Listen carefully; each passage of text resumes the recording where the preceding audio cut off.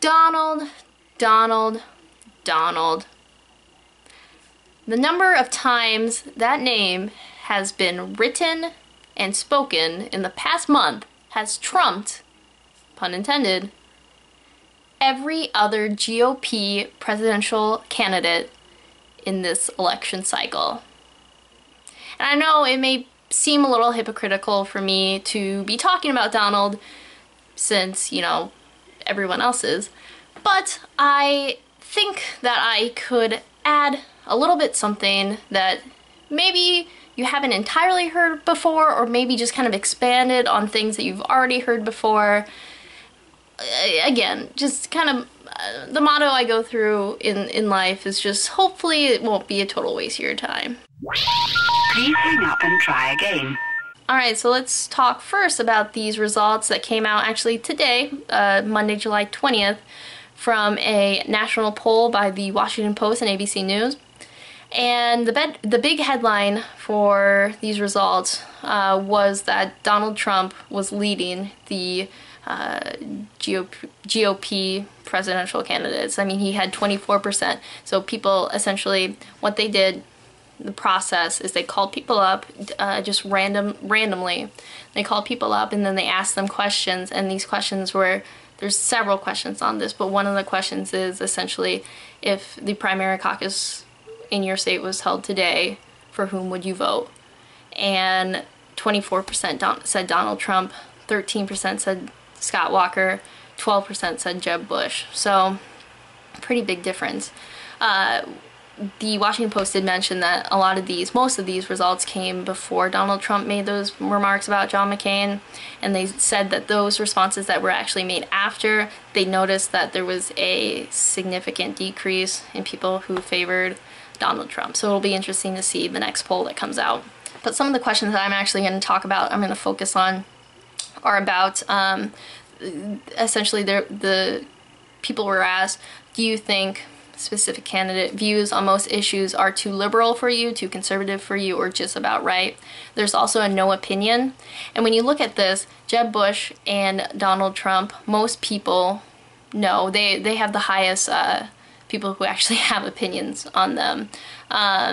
When you look at Scott Walker, he had 43% of people who said no opinion. That's almost 50% of people said, yeah, I have no opinion about this guy. Ted Cruz said 36%, Marco Rubio 33%, again Donald Trump 23%, and then Jeb Bush is 19%, no opinion. So a lot of people don't know who Ted Cruz is, they don't know who Scott Walker is, they don't know who Marco Rubio is, and then I couldn't see any of the others. So at least that's what no opinion signifies to me, is that the people who answered did not know who these people were. And that, I think that makes sense, because you don't want to say, if I call you up, so let's use me for example. So I call you up, or someone else calls you up, because I'm not gonna call you up and be like, hey, do you like me? And if you call someone up and say, out of these people, who do you favor? You're going to favor the person that you know. Again, hey, Catherine Klingsize, do you think that, you know, you would vote for her? Again, I could be a horrible person. You don't know that. I'm not, but you don't know that. So, no, you're not going to say, yeah, I think Catherine Klingsize should be president, because, again, you don't know me. So, I'm not running for president. I should just make that clear. But that's the thing. So, name recognition is huge, especially this early out. I think it's a good idea to kind of look at the polls coming out of some of the first states with their caucuses and primaries. Iowa being the first. It's also, full disclosure, my home state.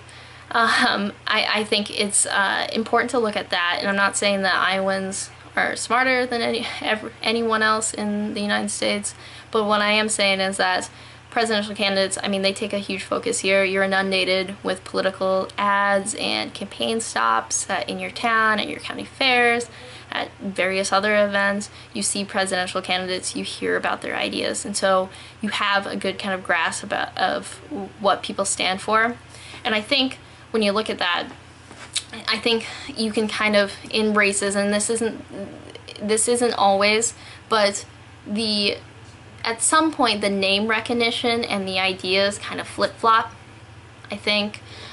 Whereas at first, name recognition is really important. People, when you call people up, they'll go with the person they know. After people start learning more about these candidates, when they start having opinions about these candidates, I think you'll see, at least in this race, their ideas will become more important. And I think you can see that in Iowa. Walker has, at least in the last few polls that I've seen, has been leading. In this one that came out again today, Walker was up by 9. Trump was again in second with 13%. Walker had 22%. And I understand that people are somewhat dismissive of Donald Trump. They think that his campaign is a joke, a sideshow. And to a certain extent, I mean, his behavior, his comments, it does kind of give that impression. Again, there are some people who do like his ideas, and, you know, whatever floats your boat. But, I mean, in this national poll, again, if Donald Trump wins the Republican nomination, 62% of people said they would definitely not vote for him. So that's a pretty big percentage. So I don't think he'll have the ability or the support to become the GOP nominee. I certainly don't think he'll have that to become the president of the United States. But even if you do think that Donald Trump is some sort of joke in this presidential race, he's still a joke that is actually taking up a lot of headlines. And it's particularly troublesome for the more conservative candidates. So you talk about Scott Walker, Ted Cruz, Bobby Jindal, these people who have taken a firm stance, for instance, on abortion, on same-sex marriage, on immigration, and especially on immigration. Donald Trump took a very strong stance on that, a very vocal stance on that, who with his comments dominated the headlines. And I think there's a concern there that because he is dominating not only media attention but also public attention, he will ultimately kind of, just by doing that, prevent these other candidates from getting their names out there. These candidates who have the political experience, who could very well bring the voters. So that was a really long video, and I appreciate those who made it all the way to this point. If you did make it all the way to this point, I want to just please ask you to like this video, share it, subscribe to this channel to make sure that you do not miss a video. I try to do these videos every Monday, and then also some other days if I feel like it. And comment below what you think. I mean, anything. You can talk about Trump, talk about politics, or you can just talk about music or movies or your favorite kind of cheese. Doesn't matter to me.